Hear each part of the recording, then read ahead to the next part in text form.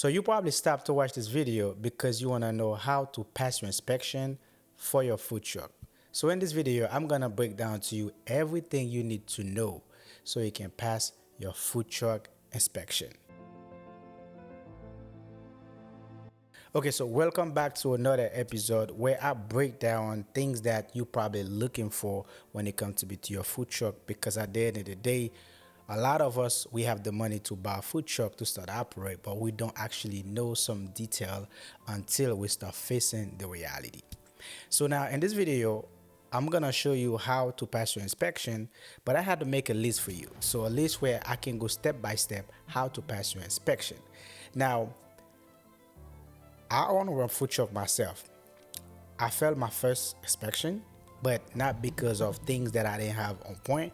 It was just because it was whoever built my food truck make me fail my inspection. I did a video about that already. So if you watch my channel, you should see that I make a video where I speak about it. So now let's dive into this whole information so we can go to how to pass your food truck in 2025. So now, the first thing that we're gonna go with is gonna be health and safety basic. Okay, so the first thing gonna be commissary kitchen. Most city require you to have an approved commissary inspector want to see proof. Okay, so you gotta have a commissary kitchen. So most of the time, if they come to inspection for your food truck, they're gonna need to do an inspection for your commissary kitchen. But if you pay a place, let's say monthly, this place already is certified commissary kitchen, you probably don't even need to do that. But if you have your own commissary kitchen, a lot of time, every time they want to do an inspection for your food truck, they're gonna need to do an inspection on the commissary kitchen as well. So now, the second thing that's gonna be super important is gonna be water and supply. So you must have hot and cold running water, and a hand wash sink, a 2-compartment sink for washing, rinsing, and sanitizer. Okay, they definitely need you to have water on your food truck. Why? Because they want to make sure when you have an operation, you wash your hands every 15 minutes, every 30 minutes, or every time you go use a bathroom, you wash your hands to make sure you always sanitize yourself. Now, why they're gonna make sure the water you're gonna be using is hot? Because that's the compliant they require. You gotta have hot water, you gotta have cold water in your food truck. So now we're gonna keep going. Now, the size of the water tank you need to have. A lot of time, let's say if you're gonna have 2 water tank in your food truck. One for to hold the water, and the other one that's gonna be for whenever you wash your hands is gonna go to the other water that's gonna be holding the water for you. Now, the one that's gonna be holding the water, they always require this one to be 15% larger than the other one you're gonna have. But 99%, whoever built your food truck, you probably don't even have to worry about it because they're gonna make sure they do this part. But some inspector can be tricky. They wanna go through things like they did for me. But some cities, some inspector, they don't really trip. You might not even have to worry about it. So now let's keep going. Let's talk about food storage. Now, when it comes to before your refrigerator and your freezer, they're gonna always require for you to have a thermometer inside your refrigerator or your freezer, because sometimes they're gonna use their own, but like I do, I always make sure I got one inside of each unit that I have. When they came, soon they open the door, they can see that my freezer or my refrigerator is working properly. So the right temperature is supposed to be 41 degree for a refrigerator. For a hot water, supposed to be 135 above, which is can be 140. The hotter it is, the better. I remember the last time the inspector come to inspection on mine, he thought my hot water was not working. He keep playing with it. By the time he see that thing heat, man, that thing was hot. But anyway, let's keep going. So now let's talk about surface. You want to make sure the whole place is definitely stainless steel and easy to clean. Again, some of those things, they're gonna go to whoever built your food truck. They're gonna make sure there's all those things already done the way it's supposed to. But a lot of time, if you get some inspector that's kind of like a trip, sometimes they definitely give problem for those things. Okay, so now the next thing we're gonna talk about is gonna be fire and safety. So again, whoever build your food truck, they gotta make sure you got a fire suppression system in your food truck. Now, what exactly you gotta do for that? The most important thing you gotta do, you have to making sure that you have somebody come do inspection for your fire suppression. Some city require every year, some require every 6 months. So they gotta come change the tag and your fire suppression, make sure your time is up to date. So if you're gonna have inspection, make sure you have somebody come check those tags for you, because they going to check them.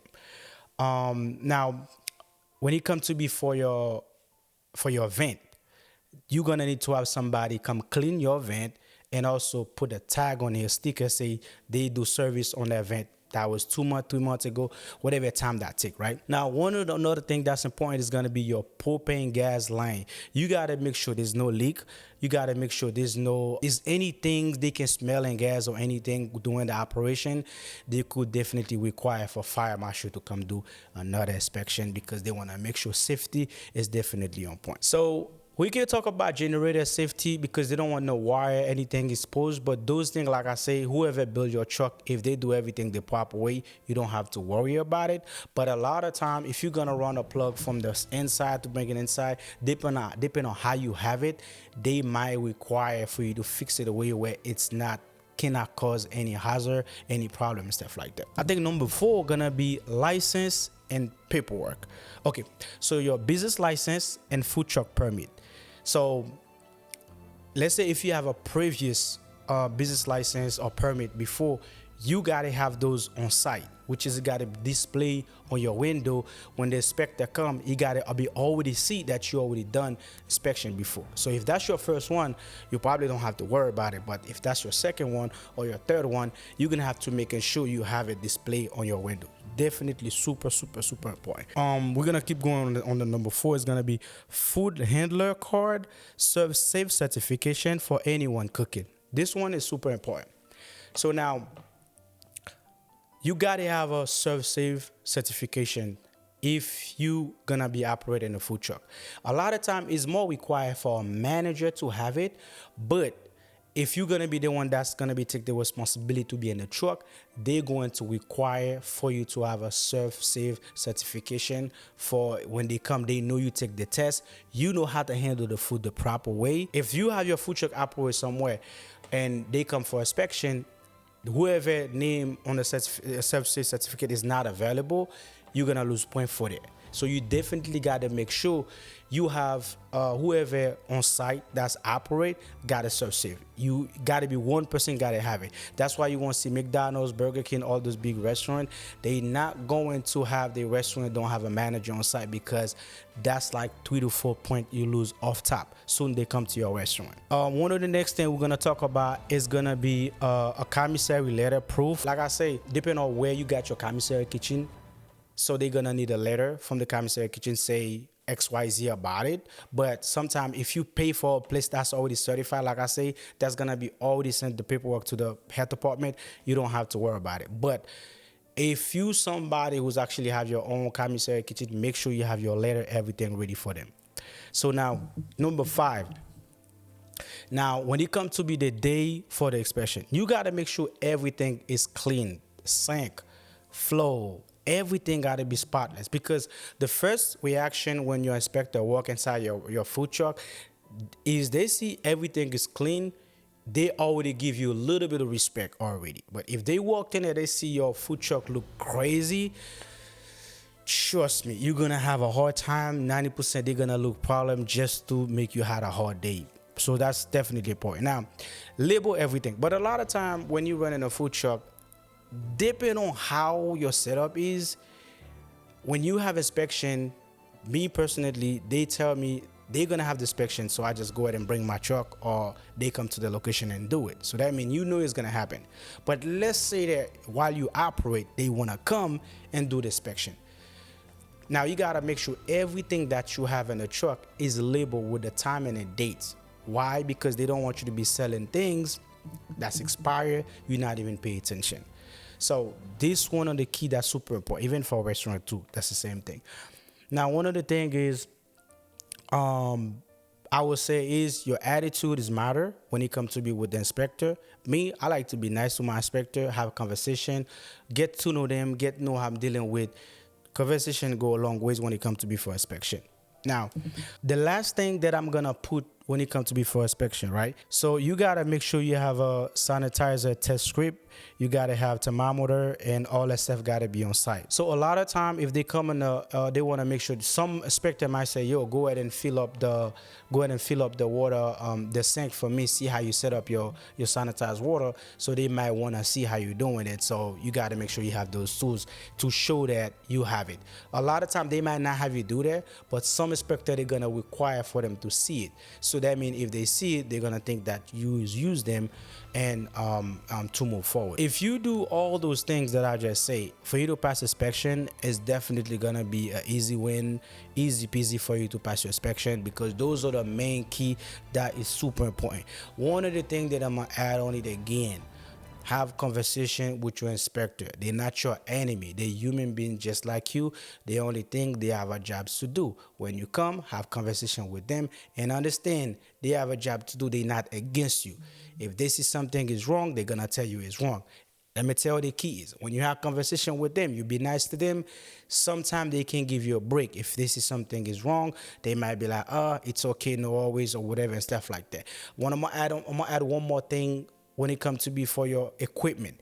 If you have an equipment that don't work, you're gonna lose point. Let's say if they put the thermometer inside the refrigerator and it's not giving the right temperature, you will be losing point for that. Some inspector can give you a break. They say, "Yo, we give you 5 days, 7 days to get it fixed," but some of them could be like, "Nope, you're gonna be losing point for it." So now I will be dropping a checklist for everything we talk about in the description.